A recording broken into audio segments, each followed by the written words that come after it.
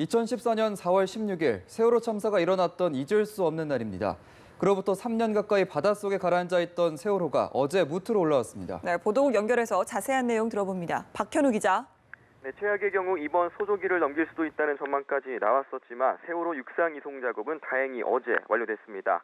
선체 내 무게를 정확하게 측정할 수 없어 고심하던 해양수산부는 세월호 이동 과정에서의 선체 균형 유지와 무게 분산을 위해 특수 운송 장비 모듈 트랜스포터 120대를 추가로 들여와 총 600대를 투입한 뒤에야 본격적인 육상 거치 작업에 들어갔는데요. 어제 오후 1시부터 세월호를 반 잠수선에서 조금씩 움직여 육상으로 옮기기 시작했습니다. 이후 약 4시간 반에 걸쳐 조금씩 육상으로 옮겨져 총 100m 넘게 이동한 세월호는 오후 5시 30분 반 잠수선을 빠져나와 완전히 무트로 나왔습니다. 이제 세월호를 부두 내 최종 이동 장소까지 옮겨 거치하는 작업을 남겨놓고 있는 상황인데요. 당초 해수부는 어젯밤 10시면 이 작업까지 완전히 끝낼 수 있을 것으로 내다봤지만 오후 7시를 넘어 날이 어두워지자 안전 문제를 우려해 세월호 이동 작업은 일단 중단하고 잠시 뒤인 오늘 아침 7시부터 재개하기로 했습니다.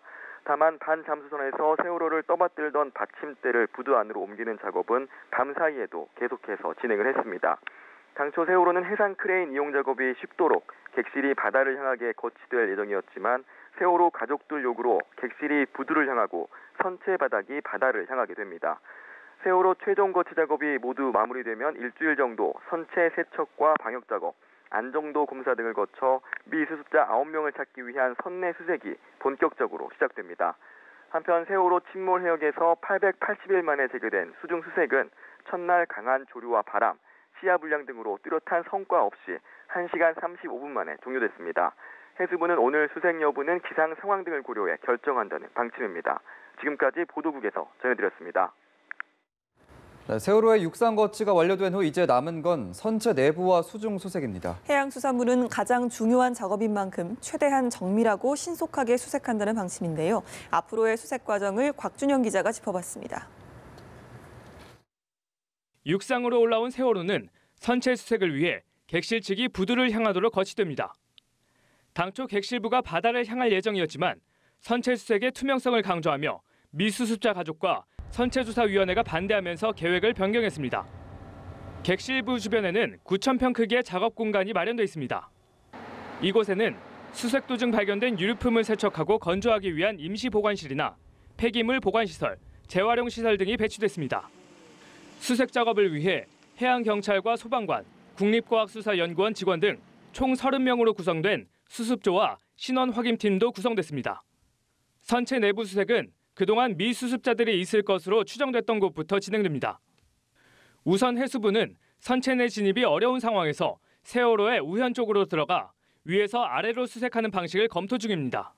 육상에 올라오고 나면 밑에서 보기보다 위에서 보는 것이 훨씬 쉽거든요. 그래서 우현 쪽의 안전망을 치고 위에서부터 낙하 가능성 있는 오염물들 제거 작업을 하고 난 무트에서 선체 내부 수색이 이루어지는 사이 바닷속에선 수중 수색이 진행됩니다. 현재 선체가 침몰했던 해저 주변에는 가로 200m, 세로 160m, 높이 3m의 철제 펜스가 설치돼 있습니다.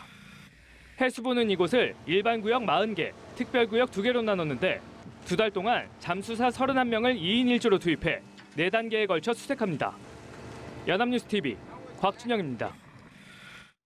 세월호가 마침내 육지로 올라오면서 사고 원인 규명 작업에 속도를 낼 전망입니다. 특히 바닥과 맞닿아 보이지 않던 선체 좌현 부분을 집중적으로 점검할 수 있게 된 점이 큰 소득입니다. 이경태 기자입니다.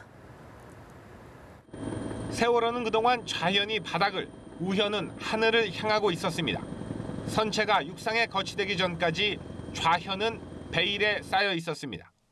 세월호의 정확한 침몰 원인을 분석하는 핵심 주체는 영국의 독립 컨설턴트 기관 브룩스 벨입니다. 자체적으로 검증을 실시하고 보고서 형태로 그 결과를 선체조사위원회에 전달할 계획입니다.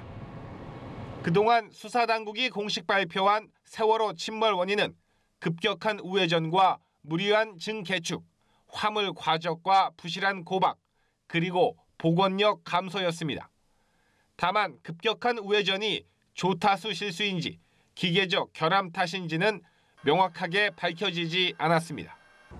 세월호가 증축 후 좌연이 30톤 더 무거워졌다는 분석도 정확한 검증이 가능해졌습니다.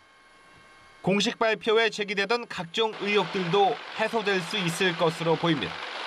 좌연 선미 램프는 사고 당시 완전히 닫혀 있지 않았다는 주장이 나온 가운데 실제로 인양 과정에서 문이 열린 채 발견됐기 때문에 조사 필요성이 높아졌습니다. 이 밖에 벽면과 출입문 여러 곳에서 물이 들이쳤다는 생존자 진술, 선박이나 암초, 잠수함 등 외부 물체와의 충돌설도 조사 과정에서 진실이 가려질 전망입니다. 연합뉴스TV 이경태입니다.